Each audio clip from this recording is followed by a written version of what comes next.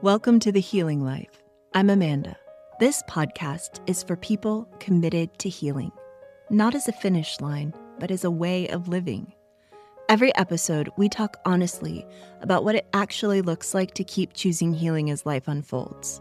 When things get better, when they get harder, and when another layer shows up. Let's get into it. April is Sexual Assault Awareness Month. And this awareness month is very close to my heart because I am a childhood sexual assault survivor. So to everyone out there who either puts together Sexual Assault Awareness Month events or attends them to learn more, or if you are a survivor, I want you to know that my heart is with you always, but especially this month as we pause to reflect, to honor survivors, and to really sit with the enormity of the crisis we face as a society when it comes to sexual violence.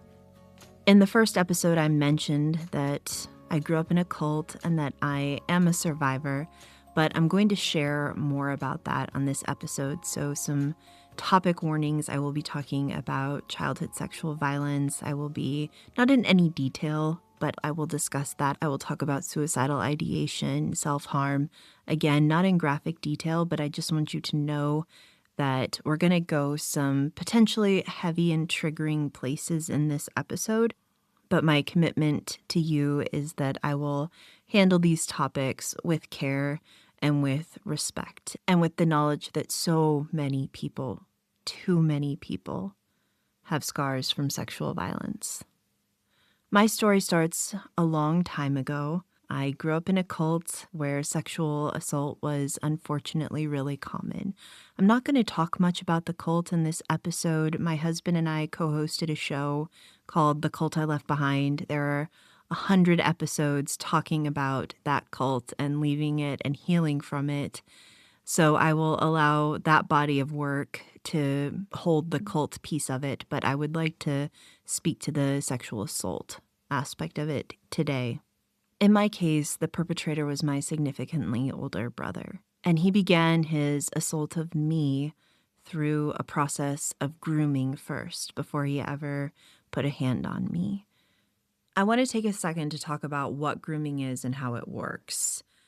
A definition I really like for grooming comes from a 2012 article by McLinden, who says that grooming is the use of manipulative and controlling techniques with an intended target in order to establish trust or normalize harmful behavior with the overall aim of facilitating exploitation and prohibiting exposure. And grooming can have multiple levels. Usually there's the individual being targeted, but then there's also the community or organization being groomed. So the people around the target, that could be the family, the church, the coworkers in a work setting. But let's start with individuals. So individual grooming usually has a couple stages. First, the perpetrator selects a target. Then they gain access to that person. They usually work really hard to gain access to and isolate that person. Then they build trust with their target, and then they move into desensitizing their target to whatever harmful action they want to take, and then they control and manipulate their target. So the goal of grooming, the whole reason for it, is to prevent disclosure. They want to keep their target quiet. They want to keep the victim quiet and facilitate ongoing abuse. That's it. That's what grooming is supposed to do. Prevent the target or the victim from speaking up and facilitate the perpetrator's ongoing harm of that target or victim. And then the communal or familial or organizational grooming pattern usually looks like integrating into the environment where their target exists or where potential targets exist, achieving a status of trust with those people, and then taking that a step further and attaining an insider status is a good way to put it with the folks in that organization. So the parents of the child or the pastor of the church or senior leadership in a workplace environment. Then the perpetrator will work within that environment to create access to their target or their victim. And generally, these people are going to come across as charming, as charismatic, outgoing, helpful, like they're there to solve a problem. And their goal is to ensure that their environment, be that a family or an organization or a community, whatever it is, they want to ensure that that environment will protect them and believe them over the survivor if the abuse comes to light. It's a deliberate process. A 2024 study by Winners and colleagues published in the Journal of Child Abuse and Neglect found that 99% of sexual assault survivors who participated in their study said that they experienced at least one sexual grooming behavior. So of the participants who said yes, that 99% who said they'd experienced grooming, the average among that sample was 14.25 sexual grooming behaviors out of 42 potential grooming behaviors. And those participants said that they experienced these grooming behaviors across all 5 stages of the sexual grooming process. The most frequently reported sexual grooming behaviors included the perpetrator selecting a child who was compliant or trusting, or who had low self-esteem, arranging activities alone with the child, presenting themselves as nice and charming and likable, and showing the child large amounts of attention or affection, as well as using seemingly innocent touch. So again, this was a large sample of adults who reported a history of childhood sexual assault. There were over 1,000 people who participated in this study, so that was a pretty sizable study. And grooming, the whole goal of grooming is to escalate to the actual acts of sexual violence, which is what happened in my case. Eventually, my brother's grooming escalated to rape, sometimes multiple times a day. And he kept me quiet by threatening to kill me if I spoke up, by threatening to harm my younger siblings. And I didn't want to die, and I didn't want my younger siblings to be harmed, so I stayed quiet until the toll of the violence was so significant in terms of my physical health that disclosing to my parents became inevitable. And when I disclosed, my parents decided to handle it by getting me and my brother up early one morning before the other kids, sitting us down at the kitchen table, reading the Bible, and telling my brother to apologize to me. And I knew in that moment that my brother was going to make good on his threat to take my life if I ever spoke up. And he strangled me in the aftermath of that conversation with our parents. And I'm alive because someone happened to walk by. He dropped me in a closet and shut the door, and I came to next to the vacuum cleaner. As you can probably imagine, the abuse did not end there. He went back to raping me more frequently and more violently in the aftermath of that initial disclosure.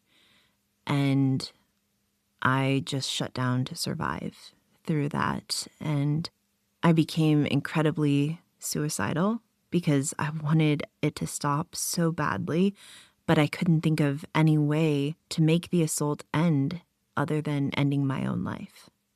And eventually, I didn't care if I lived or died, so I disclosed to my parents again, and they did the same thing. They got me and my brother up one morning before the other kids, sat us down at the same kitchen table, and told my brother to apologize to me. There are so many parts of my childhood that are just blank spaces when I think back on that time. I shut down and dissociated to survive those experiences growing up. And my parents denied me medical care. They denied me mental health care. And they told me that if I ever spoke up, if I ever told anyone, the family would be ripped apart, my siblings would be taken away, we might never see each other again, and it would all be my fault. And I didn't want those things to happen, so I just stayed quiet and plastered a smile on my face day after day after day, and carried on as if I were okay. And if you had met me back then, you would have seen someone who came across as okay. I was an outgoing, energetic, ambitious kid who I'm sure looked really happy from the outside, but inside, I was dying. I was just drowning in the weight of what I carried. Eventually, I grew up and I disentangled myself from the cult enough to go off to college. And I survived my first year away at school using the same coping patterns that had sustained me through my life up to that point. I acted like everything was fine. I went to my classes. I got my work done. And again, if you'd met me, you probably never would have guessed what I was carrying. I was outgoing and engaging and ambitious. I had all kinds of plans for my life, but I was still dying inside. The weight of what I carried just drowned me. The trauma was overwhelming. And what we know about trauma is that if you push it down, no matter how much you try to push it down, eventually it rears its head. And for me, that was my sophomore year of college. I made a friend that year who shared with me that she had been sexually assaulted by her older brother. And I didn't know we were allowed to say that. I didn't know we were allowed to talk about it because I had never been allowed to. And I was just stunned. And it turns out that silence has a name and a body of research behind it. A 2021 systematic review by Monet and Colin Veneza found that children and youth tend to disclose sexual abuse gradually. First to peers, then to a trusted adult, and only then potentially to authorities. Older kids especially tend to tell friends before telling any adult, which means the abuse often stays hidden from people who could intervene. Girls are more likely to disclose to peers for emotional support, and boys are significantly less likely to disclose at all, and when they do, it's usually for practical reasons like safety or accessing help. A 2020 study conducted in Ireland by McElveny and colleagues found that children are most likely to disclose abuse during the same developmental stage in which it happened. So a child abused in early childhood is most likely to tell someone during those early years, not later. And a 2019 study by Gerwitz, Maiden, and Finkelhor among a nationally representative sample found that only 31% of 10 to 17-year-olds reported sexual abuse and assault to parents, and only 33.7% reported to other adults. Approximately 1 in 5, or 19.1% abuse cases were reported to the police. A 2024 study by Latfit and colleagues identified facilitators and barriers to disclosure of child sexual abuse.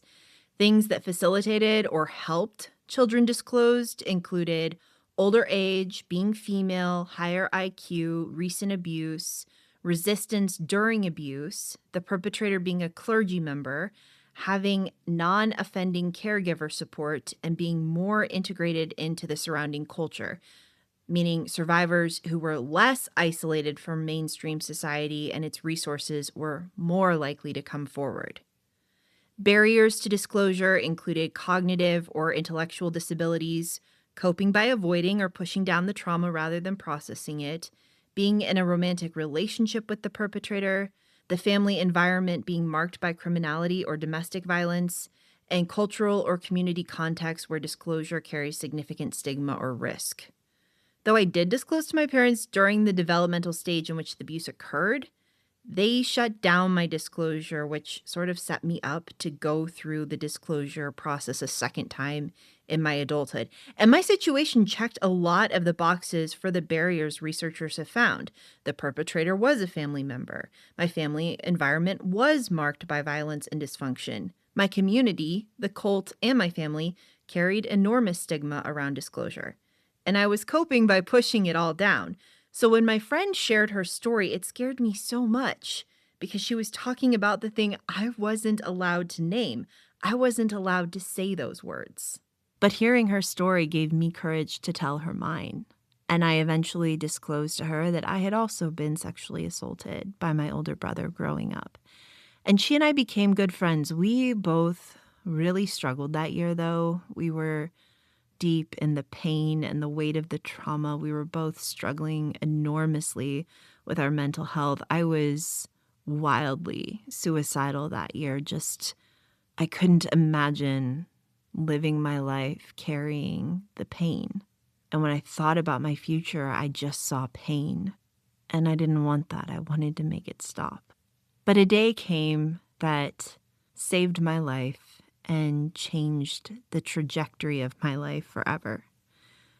One evening, my friend and I were sitting in the communal kitchen of our dorm, crying and talking about our trauma and how we were so overwhelmed by it. And our resident assistant walked in on us sobbing in the kitchen, and her name is Emily. And Emily had a choice right then. She could have been like, yo, this is awkward. I'm going to give you guys some space. But she didn't. She leaned in to the awkward and immediately was like, oh my gosh, you guys, are you okay? What's going on? Do you feel like telling me I'm here for you? I care about you. And my friend and I told her. We took a risk and we told her our stories. We told her what we were struggling with.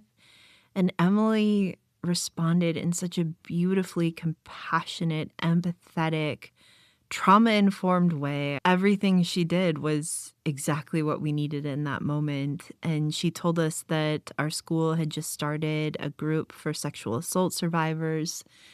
And she was like, if I sign you up, if I get the book, if I figure out what you need to do, if I walk you there, if I pick you up, will you go? And my friend and I decided we would. And Emily did exactly that. She got us signed up for the group. She got us the book. She figured out what we needed to do to catch up. She picked us up from our classes and walked us to the support group. And when we opened the door afterwards, she was standing there in the hallway waiting to walk us to our next class. And she did that week after week after week until we felt like we could come and go on our own. Emily saved my life, and I will always be so grateful for her decision in that moment to lean in and be there for us and problem solve with us. That support group was amazing. It was so painful and so validating to meet other young women who had been through what I'd been through, who had words for feelings I felt but didn't know how to name yet.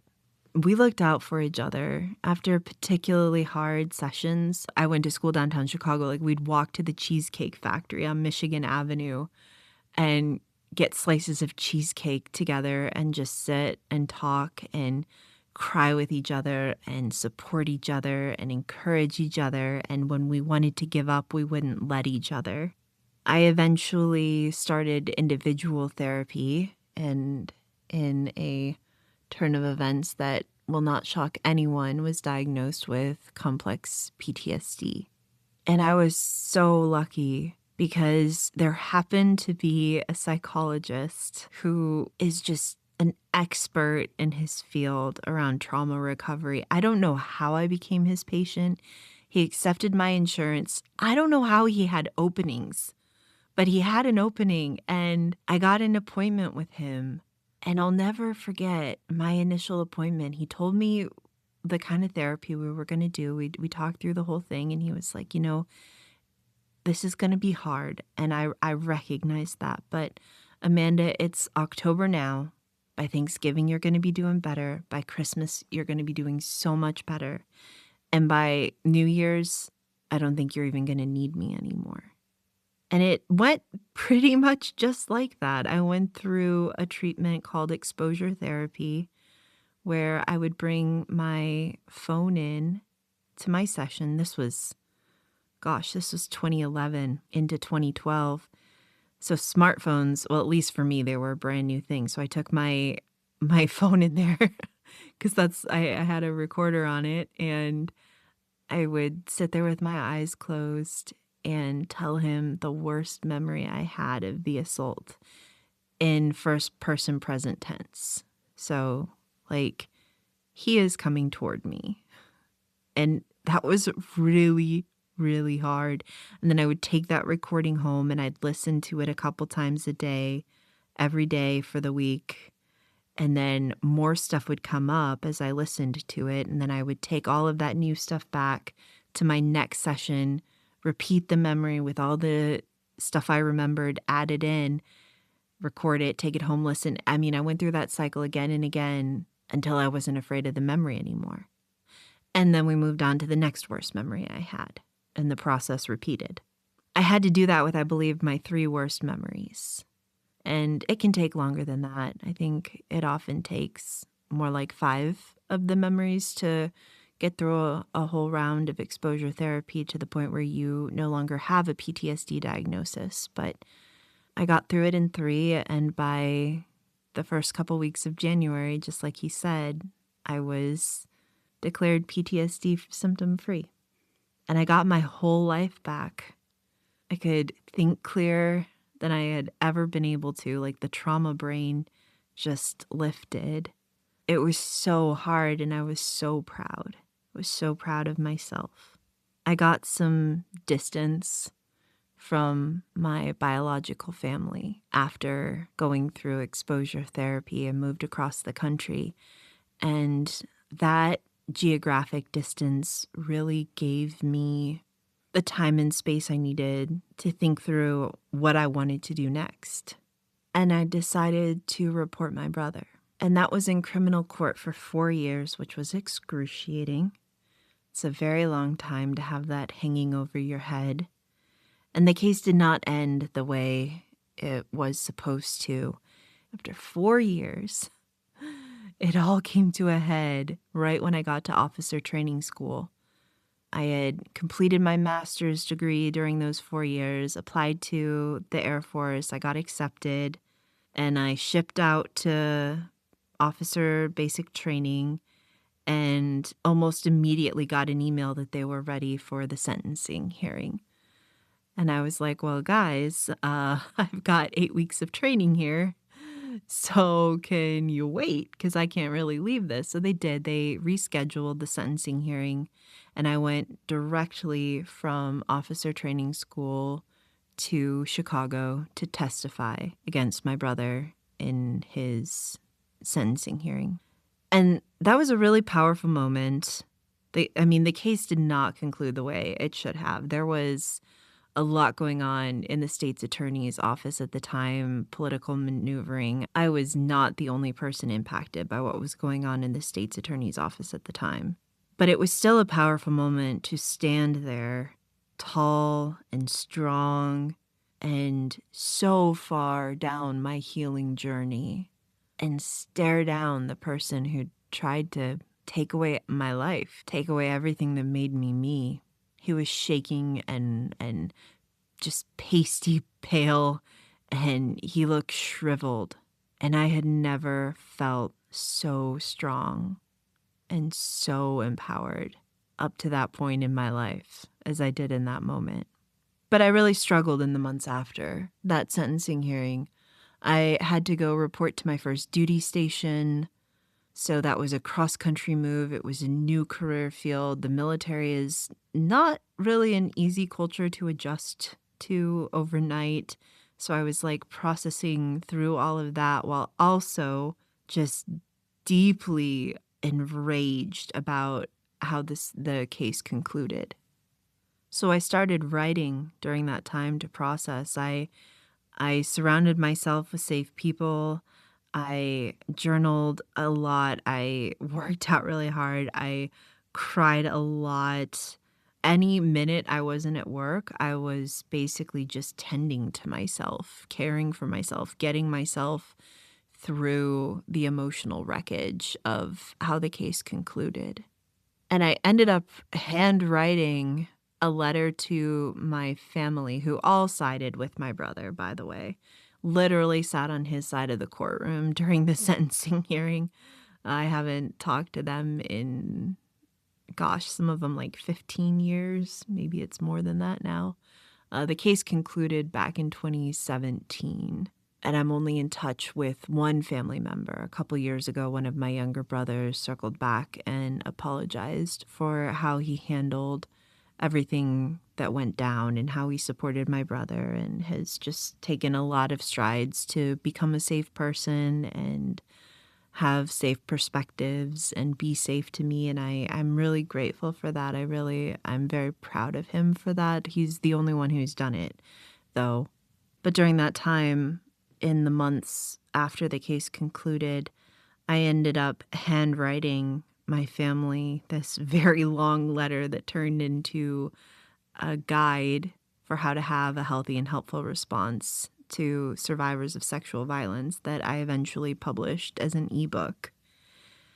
And that was really therapeutic for me. That was very helpful just to get it up and out of my system, I think. And I'm grateful I was able to turn it into something to hopefully help other families not harm survivors in their circles.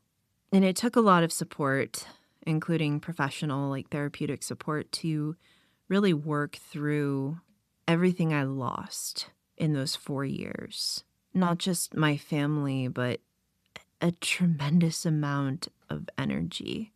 And I think also faith that good triumphs over evil, and it's worthwhile to report sex crimes and things like that. You're told survivors need to report, survivors need to report. So then they report and the perpetrator just gets a slap on the wrist. My brother pled to misdemeanor battery. He was initially charged with crimes that would have resulted in just decades upon decades of prison time, but pled out to misdemeanor battery. He's not on a sex offender list. He didn't even have sex offender probation. He just had a couple years of standard probation, and that felt horrible.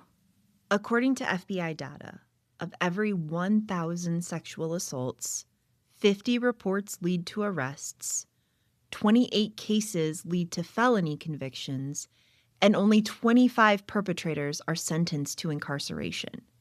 A staggering 98% of perpetrators walk free. And I felt every bit of that statistic. I also knew I couldn't stay in my anger and rage forever. Writing was one of the ways I started to move through it. But I think the other thing that got me through is the same thing that got me through my whole life up to that point. How I survived my brother and the home I grew up in. And those are my 3 unshakable beliefs. The first is that I will be okay someday. I have believed that my whole life. That was a thought I had as a child during the years of being raped hundreds of times. I just had this unkillable belief that I was going to figure out how to be okay someday. No matter what it took, no matter what I had to do, I would get to a place where I was okay. My second unshakable belief is that what happened to me when I was a child was wrong and horrific and criminal and absolutely not my fault. But as an adult, it's my responsibility to heal and nurture and tend to and love myself. And I take that responsibility very seriously. That is something I check in with myself about a lot. What's hurting? What needs to be healed? It's my job, no matter who did it to me. And even though it's not my fault that these things happened, it's my responsibility, it's my job to tend to and love and nurture and heal myself. And the third unshakable belief I have is that I am unbreakable. My soul, my essence, my personality, everything that makes me me belongs to me, and no one can touch that part of me. No one can put their hands on it. No one can break it. I am unbreakable. I get hurt. I get bruised. I bend. Sometimes I fracture. But I do not break. I heal the bruises. I heal the fractures. I heal the hurts. But I do not break. And so what I invite each of us to sit with this Sexual Assault Awareness Month are those 3 questions. And I think they can apply no matter what you've been through in your life. It doesn't have to be sexual violence. We've all been through something. We all carry something. We all have hurt caused by something or someone. So I think the questions apply no matter what you've been through. Do you believe it is your responsibility, no matter how the harm happened? As an adult, is it your responsibility to tend to and love and nurture and heal yourself?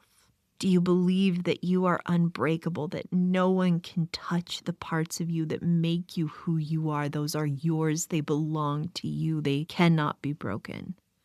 And do you believe, can you sit with the possibility that there is a version of you, no matter what you've been through, there is a version of you in the future who thrives, who experiences joy consistently, who is healed, who is well, who is okay, who made it. And if the answer to any of those questions is no, I invite you in the coming days to think through steps you can take to move toward that healing. The person I was when I first started speaking up about the sexual violence I experienced growing up, gosh, that was so long ago. That was almost 20 years ago.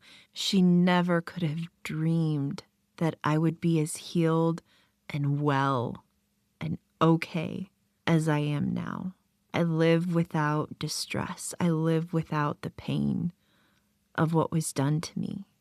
But the only reason I'm here and okay is because past me was brave, and she was strong, and she was determined. And I'm grateful for her every day. I honor her. I honor her courage, the immensely difficult work she did so that I could be here and be okay today. And I honor each of you with a story like mine, each of you who has carried trauma, each of you who has hurt and scars. I want you to know this month and always that you are not alone. You matter. Your story has power, and healing is possible. Thanks for spending this time with me. Take what you need, leave the rest, and keep moving in the direction of your healing. If this episode resonated, share it with someone who needs it. That's how we all find each other. Subscribe to The Healing Life wherever you listen, and I'll see you in the next episode as the journey continues.